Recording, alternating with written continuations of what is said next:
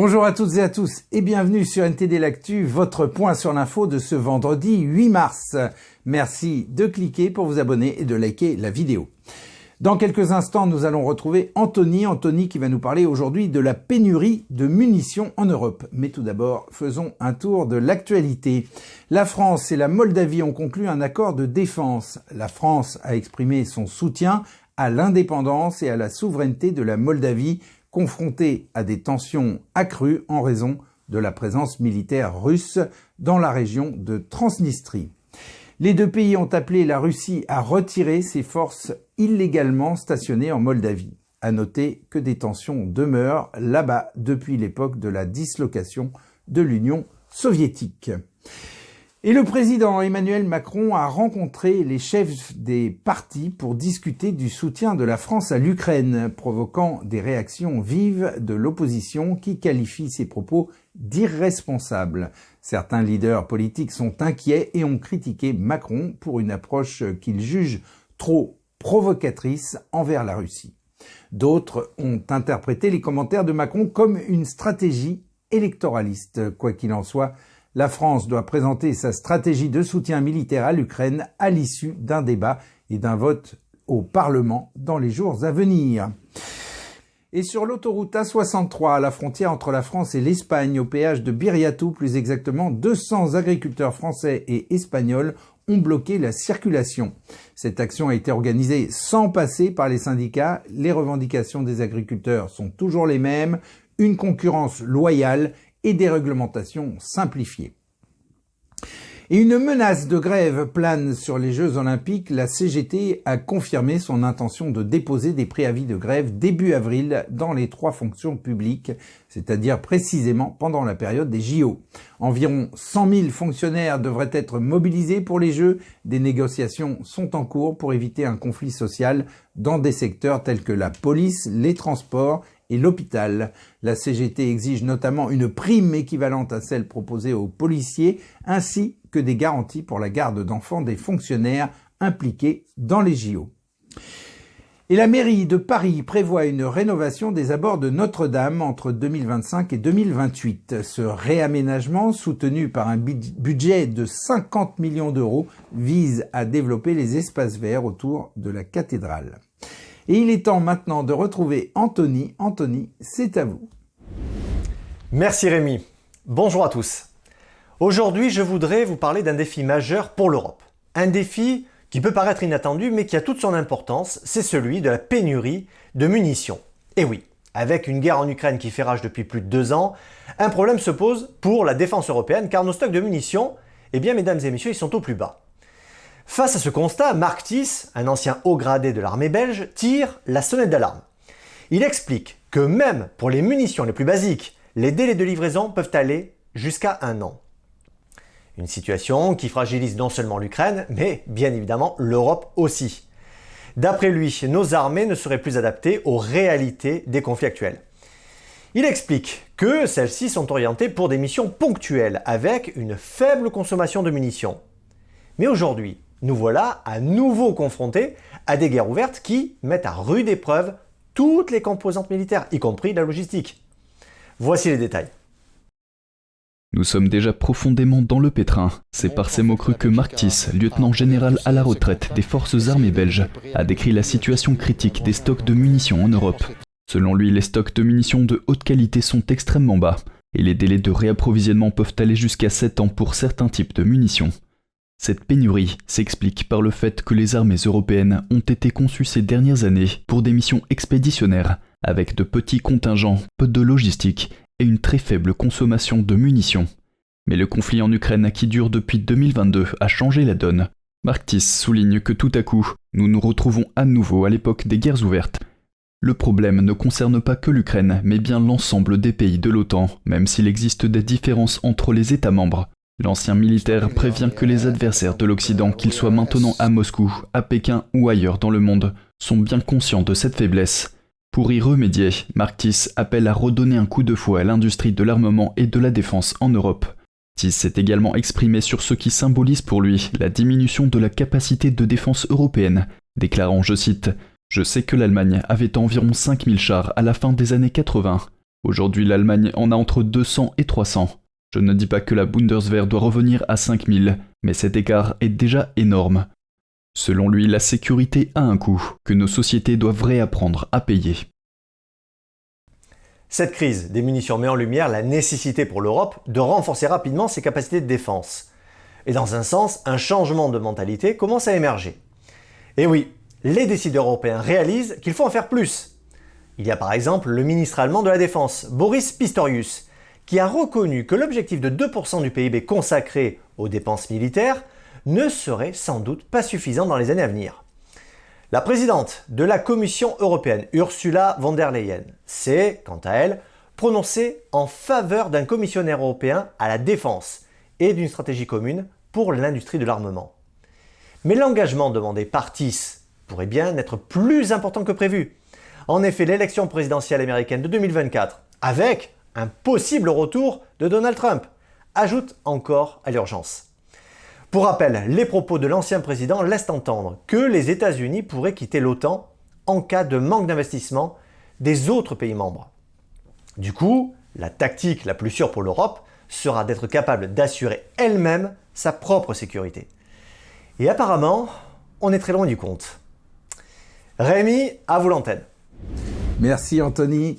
Et le porte-parole du Kremlin, Dmitri Peskov, a récemment déclaré que le président français Emmanuel Macron cherchait à infliger une défaite stratégique à la Russie et augmenter le niveau d'implication directe de la France dans le conflit. Malgré la controverse, Emmanuel Macron a affirmé que ses propos étaient réfléchis et mesurés et en même temps qu'il refusait toute logique d'escalade avec Moscou.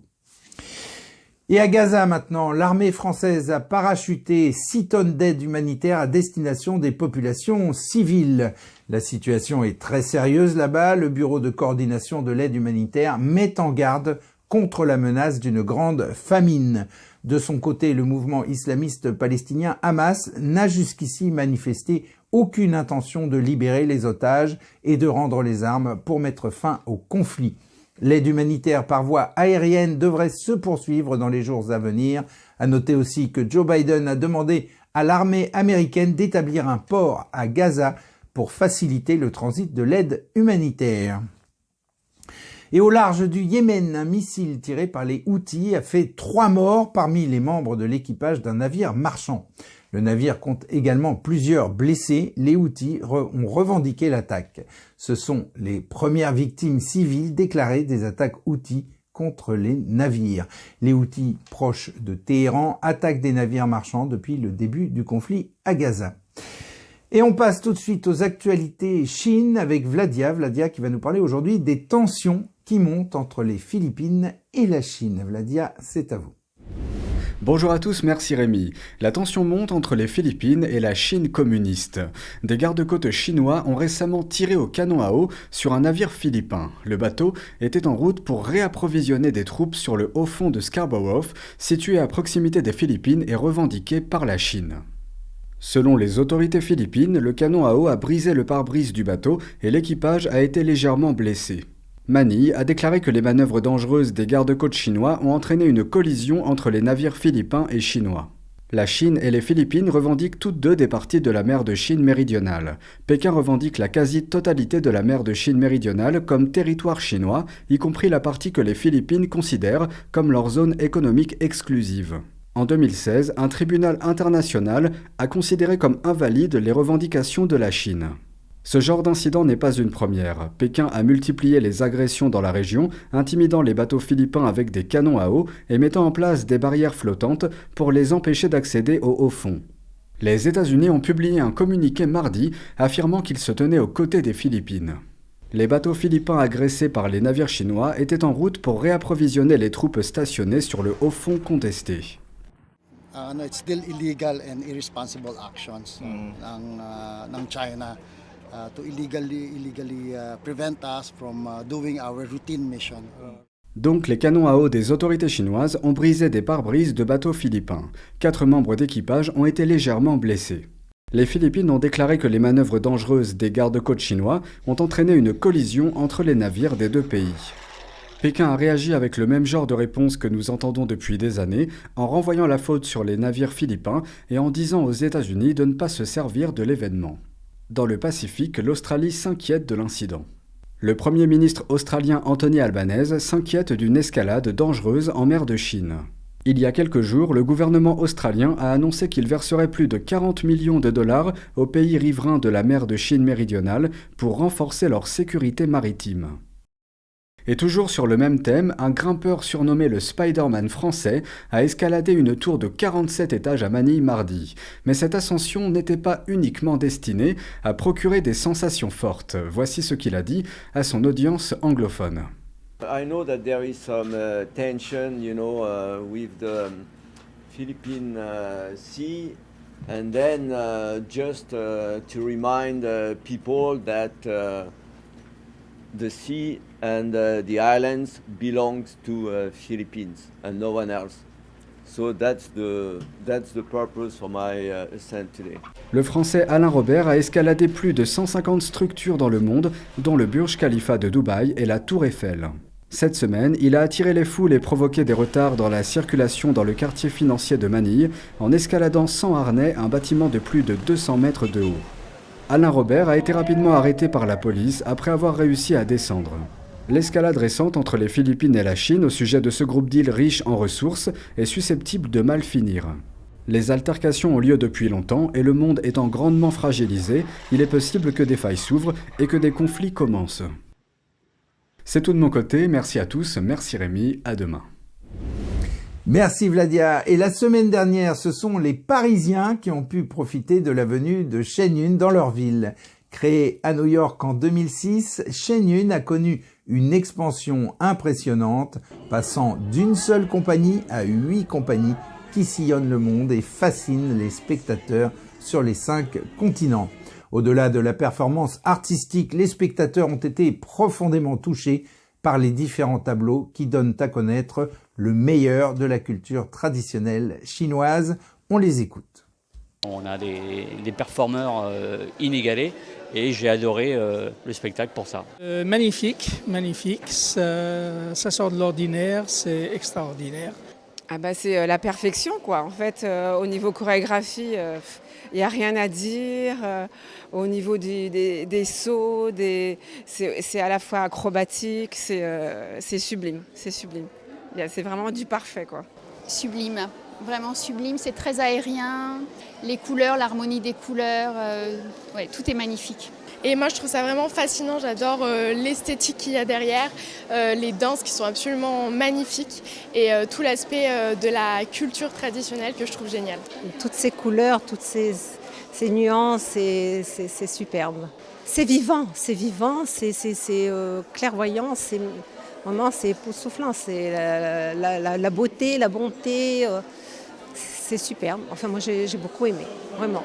Vraiment. J'ai senti une ambiance paisible et très calme, comme si on était effectivement dans les nuages et dans un autre temps. Ah mais très très bien, très bien, j'ai plein d'étoiles dans les yeux et on se sent très bien. On se sent très bien, vraiment ça donne du réconfort, ça donne de l'énergie et vraiment, voilà, comme je vous dis, de l'espoir pour l'avenir, on espère, voilà. Shen Yun s'est donné pour mission de faire revivre les 5000 ans d'histoire qui ont façonné la riche culture traditionnelle de la Chine.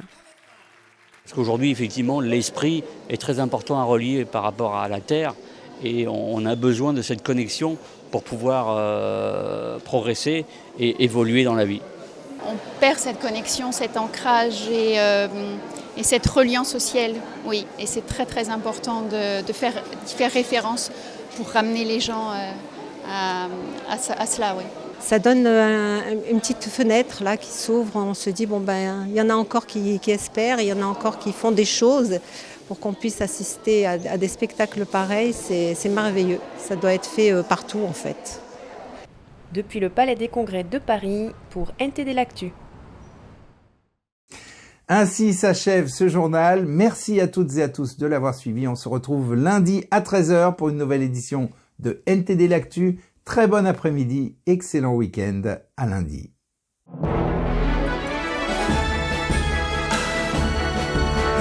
Merci.